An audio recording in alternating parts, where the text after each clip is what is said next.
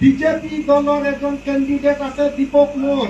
একটা সত্য কথা বলতে চাই আপনাদেরকে, দীপক মোর আমার নিজের দাদা, আমার মাসির ছেলে, খুব মাসির ছেলে।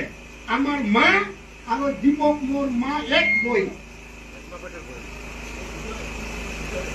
সেই দীপক মোরক আপনালোকে প্রশ্ন কৰিব, দাদা আপোনাৰতো 5 বছৰ হল, আপুনি কওকচোন কেই কিলোমিটাৰ ৰাস্তা পক্কা কৰিছে? তাক সুধিব কেইটা কালী মন্দিৰ আপুনি পক্কা কৰিছে? কেইজন দুখীয়া মানুহক অৰুণোদয় দিছে? কেইজন দুখীয়া মানুহক আপোনালোকে PMAY চৰকাৰী ঘৰ দিছে? কেইজন দুখীয়া ল'ৰা ছোৱালীক আপুনি চাকৰি দিছে? যদি তেওঁলোকে কয় যে শ্যাম সন্দীপকে বেছি দিছো, মই আপোনালোকক কৈছো আপোনালোকে মোক ভোট দিব নালাগে, আপোনালোকে পদুম ফুলত ভোট দিয়ক।